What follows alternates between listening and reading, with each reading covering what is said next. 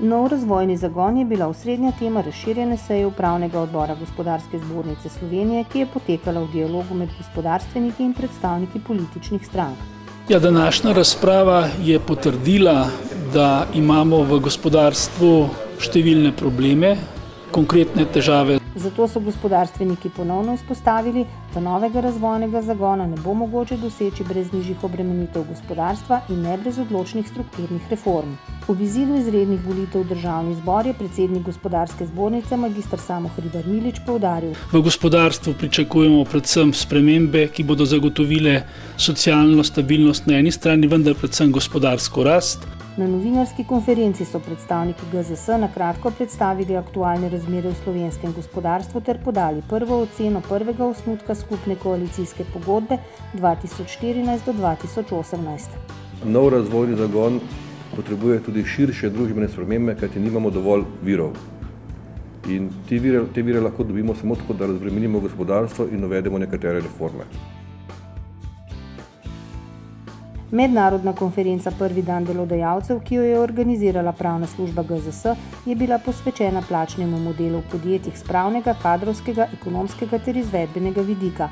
Dr. Kristof Kainz iz Avstrijske gospodarske zbornice je predstavil avstrijski model kolektivnega dogovarjanja. The Austrian wage system is a high part and a very important part of the established social partnership. Predsednik Olimpijskega komiteja Slovenije, minister za kulturo Republike Slovenije ter predsednik Gospodarske zbornice Slovenije so na GZS podpisali pismo o nameri o sodelovanju v projektu Active Slovenija. Gre za športno-turistični in kulturno-promocijski projekt, ki želi tako domačim kot tujim gostom za aktivno preživljanje prostega časa ponuditi Slovenijo kot enotno destinacijo.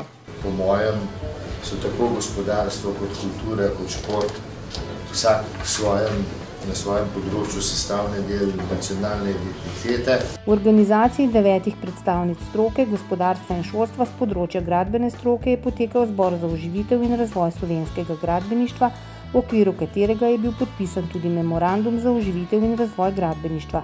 Med drugim so poudarili, da gradbeništvo rabi kompetentnega sogovornika s tudi mlade. Na sejmu Impact Agra sta se letos predstavili Zbornica kmetijskih in živilskih podjetij ter Združenje papirne in papirno-predelovalne industrije.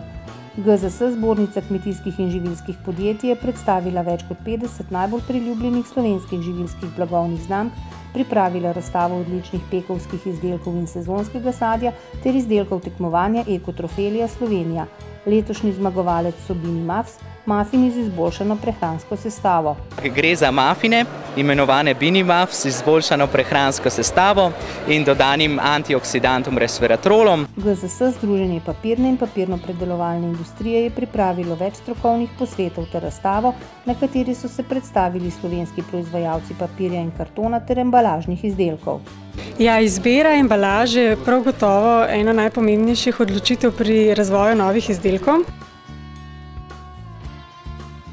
Na jutranji kavi z gostom na GZS, ki jo pripravlja Center za mednarodno poslovanje, je slovenskim podjetjem o poslovnem okolju v Tanzaniji spregovoril Mirko Vavpotič, ki že 2 leti živi in dela v Dar es Salamu. Pričakovati je, da bodo priložnosti vse večje, glede na to, da je seveda tudi razvoj večji, kupna moč večja.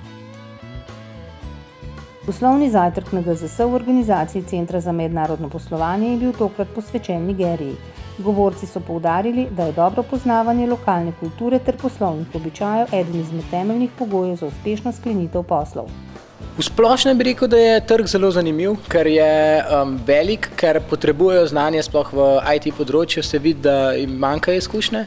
Priložnosti za slovenske gospodarstvenike na pakistanskem trgu in trgu Združenih arabskih emiratov je na poslovnem zajtrku prikazala Tuba Gafur, ustanoviteljica Pakistan Change Initiative.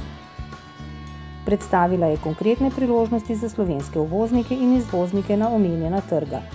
Pakistan Change Initiative, just to give you a brief overview, was founded in UAE and Dubai last year